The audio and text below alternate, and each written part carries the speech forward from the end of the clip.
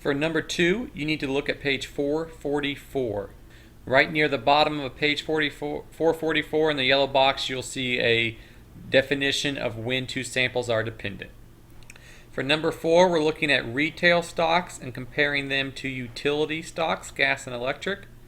And we're looking at the means. So we're trying to compare the difference of their means. And we know the population standard deviation is given to us right there at the end of number 4. So look at page 459. We're testing the difference of means, and we know the population standard deviation, so we'll want to use the steps in this box. On the next page, the steps are written out, and if the problem asks for confidence interval first, so let's do that first. I'll get you started with that. So we're looking at our retail average minus our utility average, and we're trying to find a range where we think the difference of those means will fall within. So we need to calculate E here, the error of estimation. Now ZC, you just look it up in table 3B of the appendix. The problem said 95% level of confidence, so we're going to use 1.96 for Z sub C. 1.96, and then all these numbers are given to us. We take the population standard deviation, square it, divide by the sample size, and the same for the second sample. I have this written up here in Excel. I think it's easier to break it down into steps. So here's that the first population standard deviation was 4.1. I square it and I divide by 32. So that was my population 1, which in this case was the retail stocks. And then population 2, I did the same stuff.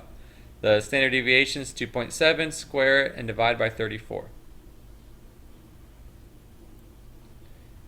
And if you look at the formula, it says square it, divide by the size.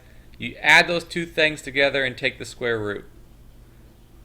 So I figured out these two numbers in my Excel, and then I'm just going to take the square root of those two things added together. So the square root of my two calculations. And that gave me that number. And the final step for getting what your error of estimation is just to multiply by what you looked up for your critical value from the back. And so then you just multiply 1.96 times your answer.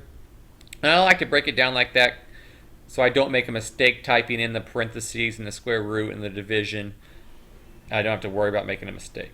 So this is my error of estimation. So you subtract the means, the averages for the two types of stock, you get 3.6 as the difference, and then here's our error of estimation. So you take that away from 3.6, so 3.6 minus that, and you get the smaller number, and 3.6 plus that, and you get the larger number.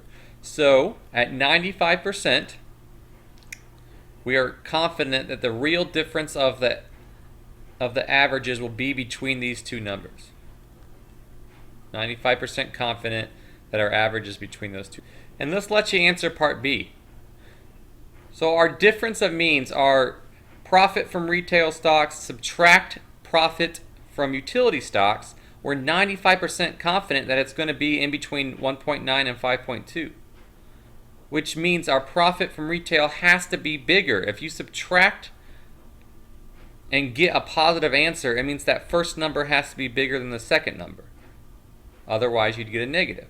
So we subtracted our utility, we subtracted that away from our retail, and we're 95% confident that the average is going to be in this positive range. So what that tells us is that we're 95% confident that the profit is better from the retail stocks. So then to do C, jump back to page 460 and do the procedure for testing the difference of the means. And notice to get your Z value, a huge part of the formula you already have done. You did that to get the confidence interval. Alright, so to get the Z value, you just need to subtract the two means and divide by that same quantity you already figured out. And so the problem tells us that we're using alpha 0.01. Your null hypothesis is always that they're going to be equal. And here we're trying to test that the retail stocks actually are better, have a bigger value, bigger profit than the utility stocks. And to get that z value, just using the formula,